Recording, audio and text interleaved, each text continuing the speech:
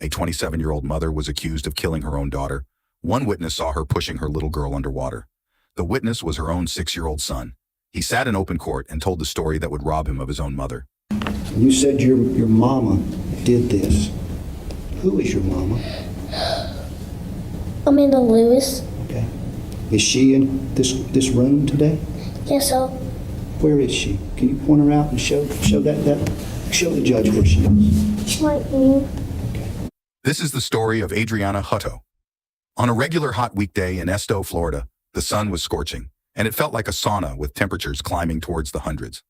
Amanda Lewis, a 27-year-old nursing assistant, had just returned from her night shift around 8 in the morning. Exhausted, she laid down on the couch while her two little ones, Adrianna, 7, and AJ, 6, got glued to the TV watching cartoons. Her 14-year-old stepson, Alan Michael, was still sleeping. Around 9 a.m., Amanda dozed off on the couch. When she woke up at 12:30 or 1 in the afternoon, the kids were all excited, asking if they could play outdoors before heading out later to grab school supplies. I told them that we couldn't get in the pool today because we were getting ready to go. So they wanted to go outside and play for a few minutes while I got everything ready. After catching a quick shower, Amanda strolled out and peered through the window. There was AJ, perched up a tree like a little adventurer, but Adrianna was missing. But Amanda didn't stress about it at that moment. Sometimes kids just vanish into their own little worlds, right? I went and took my shower, put some towels in the washing machine and some in the dryer, and then I walked to the front door, and I couldn't see Andrew, and he was in the trees beside the house, climbing in them. And I asked him where Adrianna was at, and he said she was playing at the pool. I said, well, go tell her to come in so we can get ready to go, and we'll go get your school stuff. With shopping plans, Amanda's mind was occupied. A little while later, as she glanced out the back window, there was AJ, now on a red toy wagon, leaning over the above-ground pool. Amanda saw her son dipping his hand into the water like he was reaching for something desperately. Concerned, Amanda called out to AJ. Little did she know, her mother's instincts were about to kick in full throttle. I went to the sliding glass door at the back and looked out, and I didn't see her. And when I looked at him, he was on the wagon, reaching over in the pool, raking at something. And I asked him what was he doing, and he said that Adrianna was upside down in the pool, and she wasn't moving. Racing to the backyard, Amanda's heart skipped a beat. There, in the pool, floated her 7-year-old daughter, Adrianna, face down. Without a second thought, Amanda snapped into action. She called 911. 911. I need an ambulance. What's wrong, ma'am? My daughter fell in the pool and she's not breathing. Where at, ma'am? In Esto, Ma'am, what's your address? 3343 First Avenue South. 3343 First Avenue South. Yes, down the road from the post office at the very end. As Amanda poured every ounce of strength into compressions on Adrianna's tiny chest, the dispatcher put her on a brief hold to relay the situation to the emergency units. With each passing second feeling like an eternity, Amanda clung to the phone. Almost a minute and a half had slipped away since the call began, and she was still in the dark, waiting for the dispatcher's guidance. Not once did the dispatcher instruct her to start life-saving measures. Had precious minutes slipped away in the silence. Does she have a pulse, ma'am? No, she's not got nothing. She's purple. She don't. Hang on a second. Everything's purple. She clung to the phone, desperate for instructions. If you listen closely to the chaos, the distant murmur of EMS instructing to start CPR seeped into the background. Tragically, though, that crucial message never found its way through the phone lines to Amanda's ears. Okay, ma'am, I've got rescue on the way, and I'm fixing to get you someone else, okay? Okay. I'm going to call you right back in just a few minutes. Ma'am? Huh? We've got him on the way. Thank you. Thank you. Esto County Fire Chief Charles Corcoran rushed to Amanda Lewis's home as the first responder. There, he discovered Amanda in the backyard, kneeling over her 7-year-old daughter. Amanda was busy performing CPR. Chief Corcoran took over. Adrianna's body, still warm, showed no signs of a pulse. The chief managed to briefly revive her heartbeat, but it slipped away.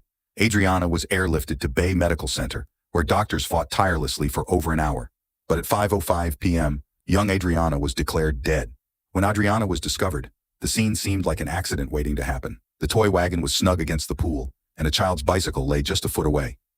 These artifacts were quickly documented as investigators pieced together the puzzle. The fire chief believed Adrianna had scaled the pool wall using the toy wagon, met an accidental fall, and possibly struck her head on the wagon or bicycle, rendering her unconscious before the drowning. The telltale signs of bruising on her forehead only added weight to this theory. As Adrianna was rushed to the hospital, EMS saw Amanda in shock and distress any mother would experience in such a traumatic event. But the hospital staff saw a different side of Amanda. Dr. Fox, one of the physicians attending to Adrianna, approached Amanda in the waiting room, offering information on her daughter's condition. Instead of probing about her child, she asked, almost indifferently, about the vending machines. Dr. Fox couldn't shake off the encounter. Amanda's demeanor remained strangely casual. Witnesses in the hospital waiting room noticed this peculiar reaction as well. Dr. Fox returned about an hour later with the devastating news of Adrianna's death. Amanda still showed no reaction at all. When Fox told her the tragic news that Adrianna had died, Didn't see tears. I saw just no emotion. You tell a mother their 7-year-old daughter died, and you expect some reaction. Amanda did enter Adrianna's room. She gently ran her hand through her daughter's hair, planted a tender kiss on her forehead, and walked out. Barely 3 hours had passed since Adrianna's death when the police came looking for Amanda Lewis at the hospital. Can you tell me about what all happened today? Can you take us through that? Yes. Well, I got home from work. I work 11 to 7. They were watching cartoons. I told them if they'd let me take a little nap that we'd get up and get ready and go do their school shopping. They were good. I took my nap. I got up probably around 12, 12:30, 1 o'clock, somewhere around in there. They wanted to go outside, so I let them go out. They were out there playing. They, come in and out. Around close to the incident, they had went outside. They were playing in the front yard, in the driveway with some of AJ's trucks. And I went out and checked on them, and I told them I was supposed to take a shower. And then they could come in, we'd get them bathed, and then we'd go do their school shopping. The interview kicked off at 7:41 p.m. On that same evening, the detectives were keen to unravel the story of what the children had eaten that day. Did they eat lunch or anything, or breakfast or any of that? Or? Well, when I got home this morning, Adrianna said that she had thrown up, and there was some in her bed. There was a little throw up in her bed, and she had threw up one more time. And I asked her, was her stomach hurting? Last night we had some chili cheese hamburger helper, and I didn't know if maybe that made her sick. And she said she wasn't feeling good, but, she didn't want anything to eat. Adrianna had fallen ill multiple times in the hours leading up to her death. The detective shifted gears, probing into going swimming that day. Did they didn't eat lunch then, that you know of? Or? No, because we were going to stop and get something. Okay. Did you say, now, earlier when we were up there, I thought you had told me that they said they wanted to get in the pool? Yeah, first thing this morning they wanted to get in the pool and go swimming. Mm-hmm. And I told them to let me take my nap, and then we'd talk about it. And I asked them, I said, well, do you want to swim in the pool, or do you want to go get your school stuff? And they wanted to go get their school stuff. But then when I asked him what she was doing, he said she was cleaning the bugs out of the pool so we could go swimming. Amanda opened up to the detectives about Adrianna's battle with ADHD. The condition made her attention flutter between activities, and on that particular day, it bounced from wanting to swim to the urge for school shopping and back to swimming again. About an hour after waking up, showering, and tackling some laundry, Amanda shared that AJ appeared at the front door, reporting that Adrianna wanted to clear the bugs from the pool for a swim. Amanda headed outside to check on Adrianna herself.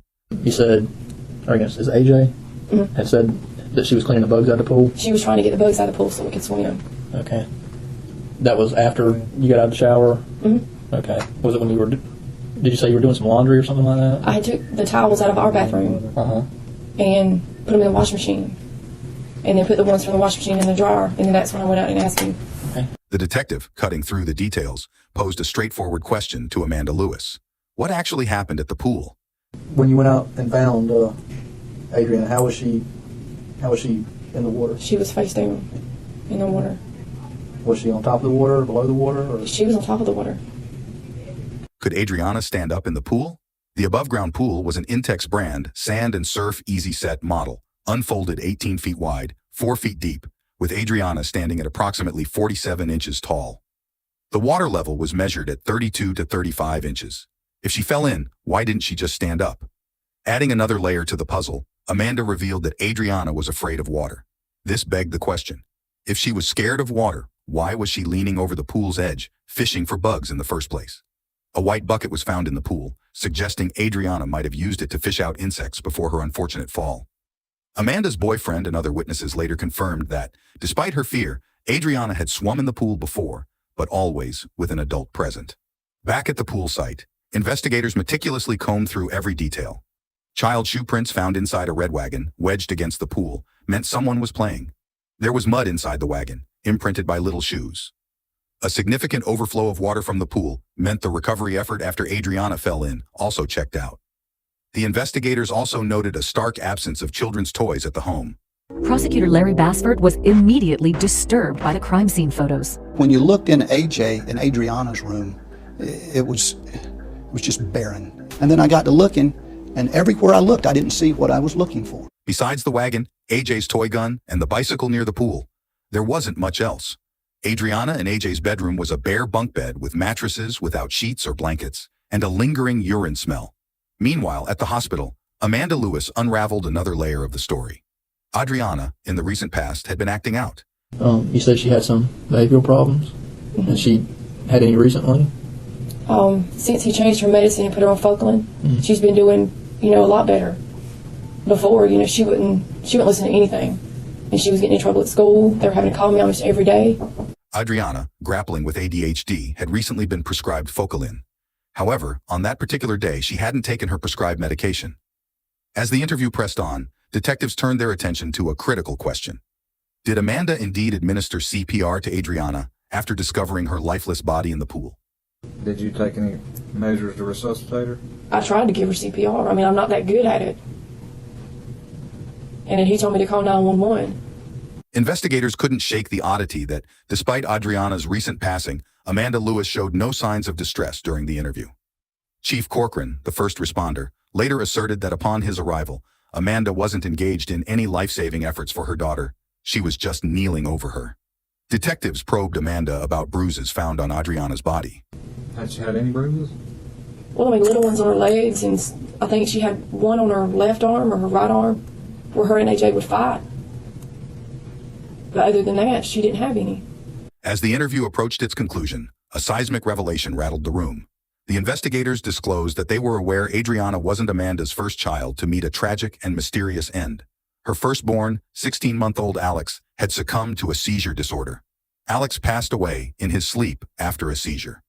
Though deemed accidental at the time, the circumstances surrounding his death now raised eyebrows.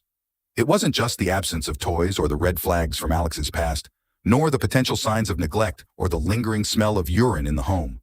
The turning point was a crucial witness, someone who allegedly witnessed everything. The sole eyewitness, Adrianna's 6-year-old brother AJ, has a shocking story they need to. 6-year-old AJ had already spoken to the police moments after Adrianna was airlifted to Bay Medical. While Adrianna was rushed to the hospital, Amanda Lewis's mother stepped onto the scene. She took temporary custody of AJ while Amanda headed to the hospital. During the drive to the grandparents' house, AJ told something to his grandmother that left her reeling. As they arrived home, AJ's grandmother wasted no time. She picked up the phone and dialed the sheriff, urgently reporting that AJ had just revealed a disturbing detail. Who threw her in the pool? My mama. Mama threw who in the pool? My sister, Adrianna. His mother, Amanda, had punished Adrianna by covering her face and holding her under the water. AJ's interview on the afternoon of August 8, 2007, just 4 hours after the incident, documented a chilling reenactment. So AJ screamed, AJ, call the police. The young boy at the Holmes County Sheriff's Office detailed the distressing events he claimed to have witnessed. My sister, she wet me and sprayed something that, everything smelled good. And she didn't do this. She done stuff that she didn't supposed to, so my mom got mad at her. So she threw him in the pool.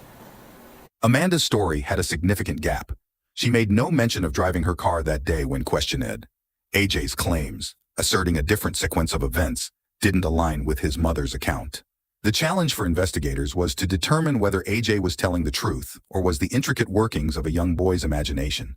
My mom told me to go get her, and then when I was standing in the wagon. So you stood up in the wagon? Could your sister swim? To understand the current living situation, investigators turned their attention to AJ's daily life and his sleeping arrangements with his sister. Where do you sleep at, AJ? In the little bedroom. Me and my sister. Is that where you slept last night? I sleep in there all day when I get in trouble. But when I be good, I get to sleep in the living room. He explained that when he behaved well, he was allowed to sleep in the living room. However, on days when he found himself in trouble, his sleeping arrangements shifted to their shared bedroom for the entire day. Adding another layer to the story, AJ disclosed that he and Adrianna hadn't had breakfast on that particular day. You watched Boomerang? Did Adrianna watch it with you? She only watched it in the morning. This morning? So she got up out of her bed and came in the living room? Did she And go? she done that. What did y'all have for breakfast? I didn't have breakfast. Did y'all have any cereal? Neither did he have any lunch that day. What did you have today for lunch? Nothing. Nor has her sister had anything to eat since morning. What did Adrianna have? Nothing. She didn't have no breakfast either? Yes, She didn't have no lunch either? AJ also shared additional details about the siblings' belongings.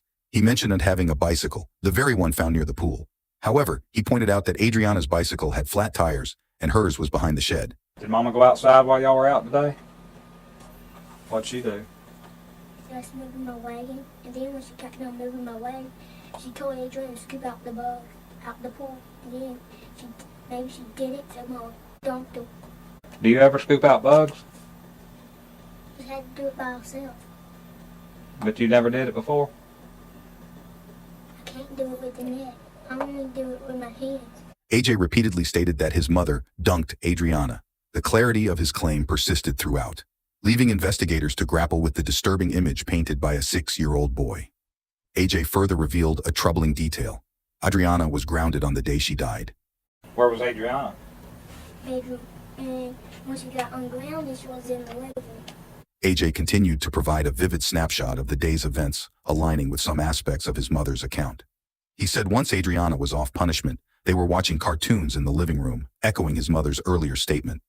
However, AJ also disclosed a source of Adrianna's trouble that day, slamming cabinets in the kitchen and playing with their mother's hair care products. When questioned about why his sister was in trouble, AJ revealed that Adrianna had been punished for spraying something she wasn't supposed to. You said that, something about some spray. What can you tell me about the spray? She was spraying it until I woke up. When I went to follow smell, I smelled it in the bedroom. What did it look like? It looked in a spray bottle. They spray stuff out of. What color? AJ delved further into the unsettling details, narrating how Adrianna had sprayed Windex all over the TV, leading to her getting in trouble. He then provided a chilling account of the alleged incident, describing how his mother, in his words, dunked Adrianna in the pool. AJ painted a haunting picture, stating that his mother held her hand over Adrianna's face to smother any screams. Tell me what you mean when you say dunk. Somebody dumped somebody. Mama dumped my sister. What does that mean? How that happens? When Adrian messes with stuff today. So, Who was in the pool? Adrian. Did your mama get in the pool? No. Adrian was just in the pool with Mom. But Adrian was laying like this and Mom holding him like this when she went to scream.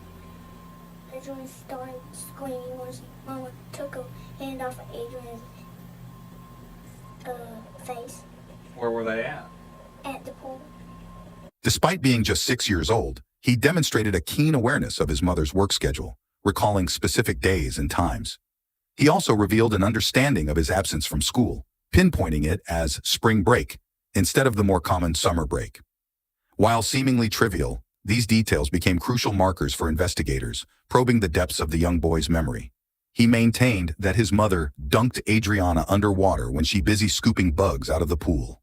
AJ then revealed the traumatic scene, recounting how 14-year-old Alan Michael hurried him into the house after Adrianna was pulled from the pool.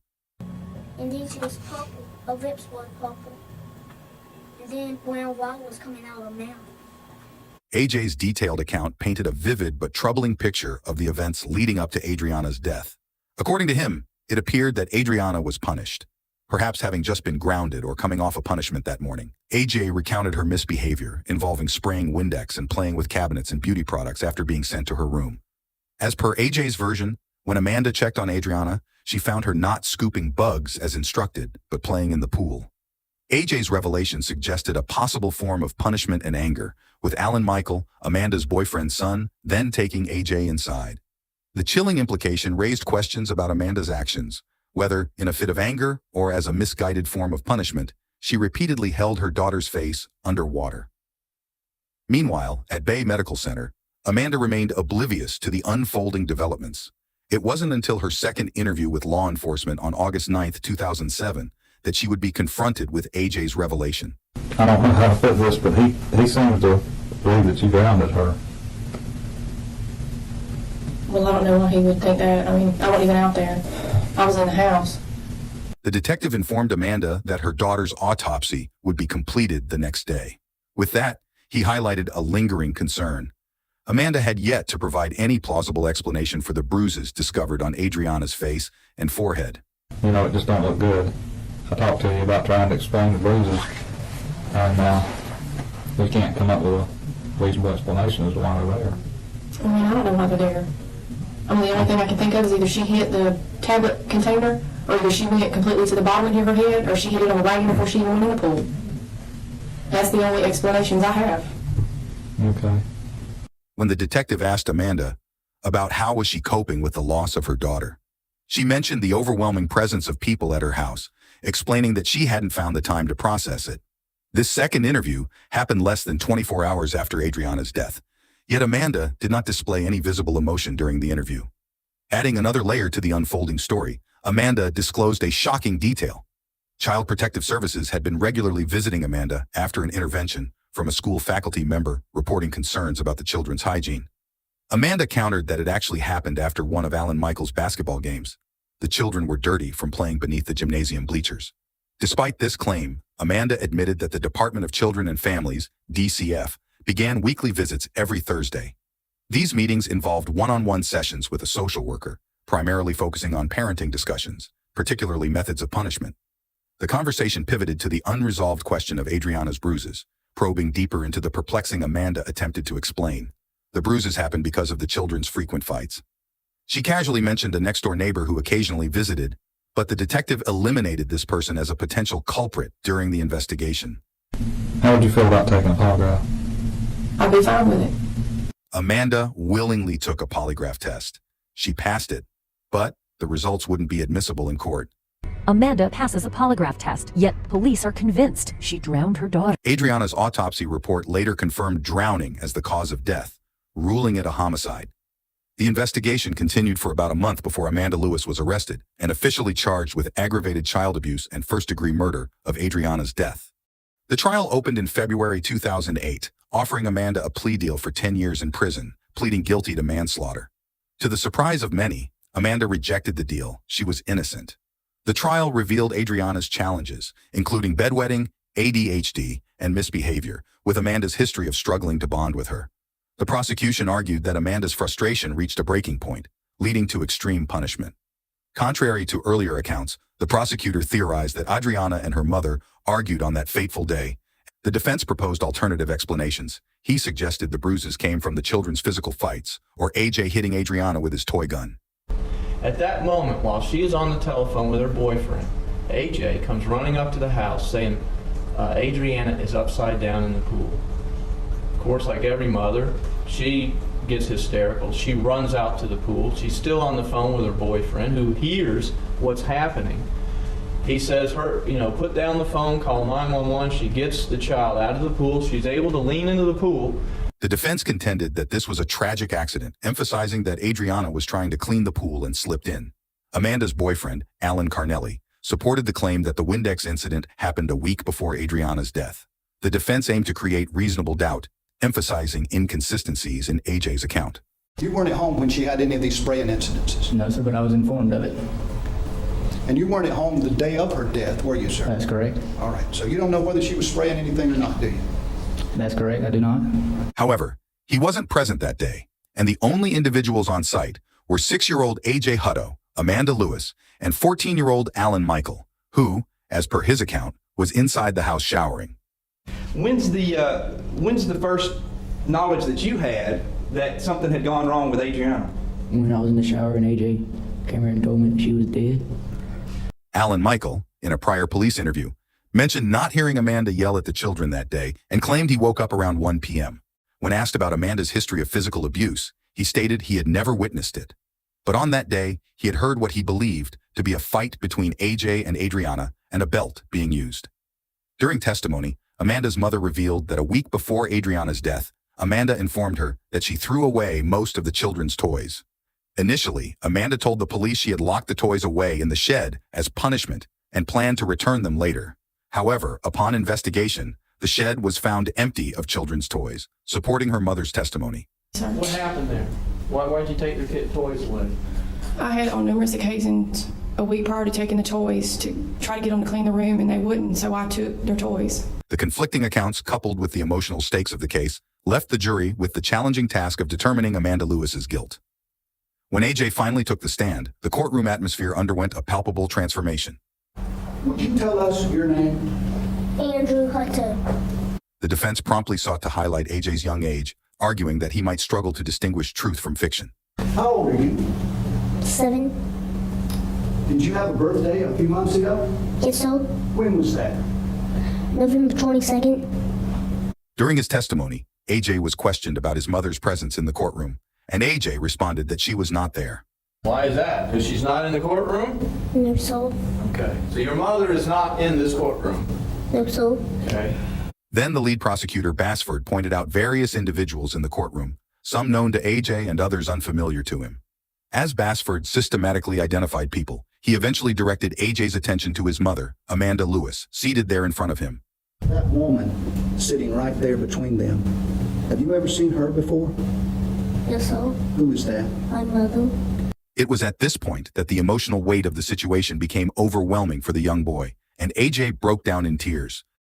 The courtroom witnessed this heartbreaking moment, a delicate balance between presenting evidence and the emotional toll on a child.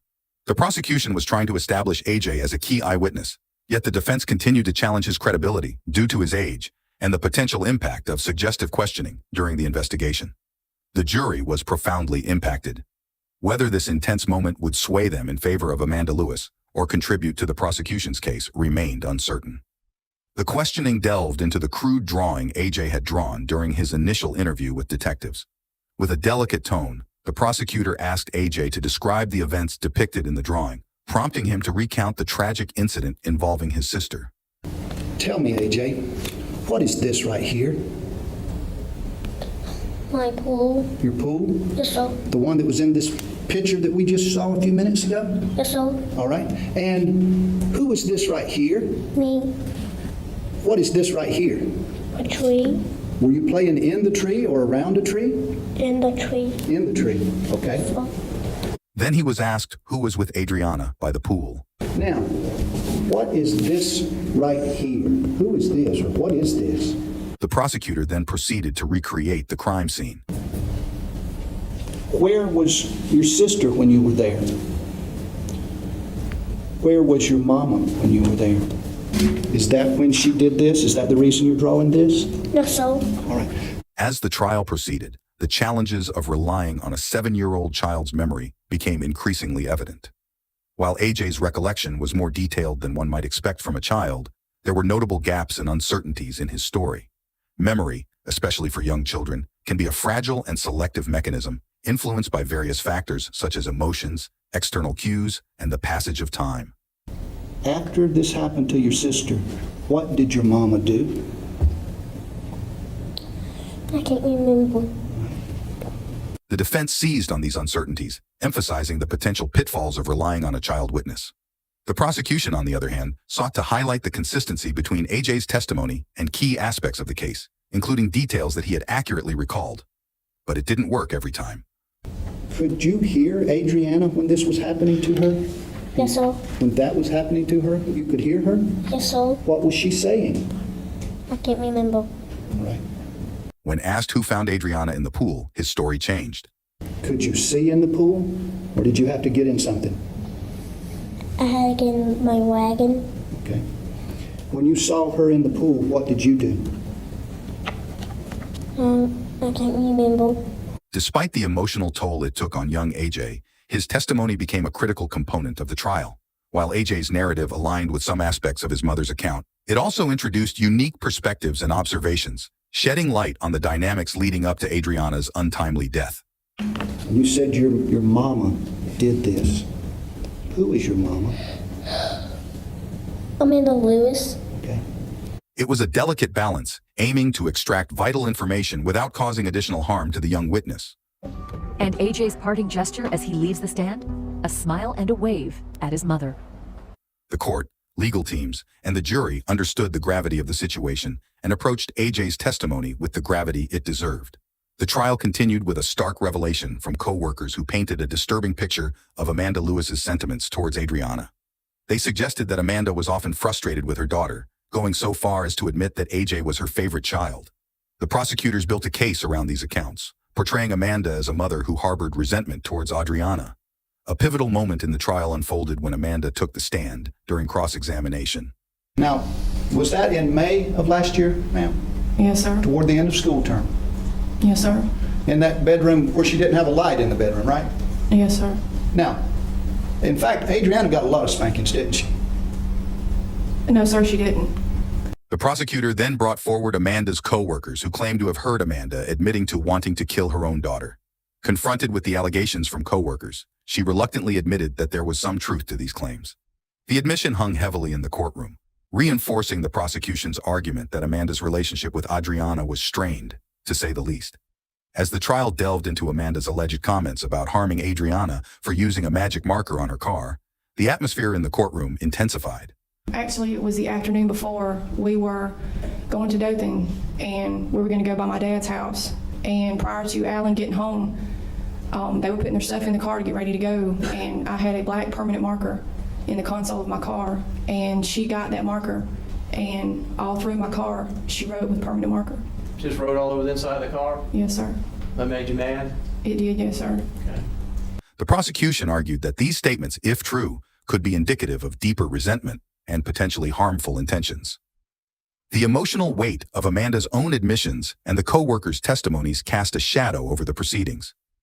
The prosecution, armed with these revelations, wanted to convince the jury that Amanda Lewis's actions on that fateful day were not simply the result of a tragic accident.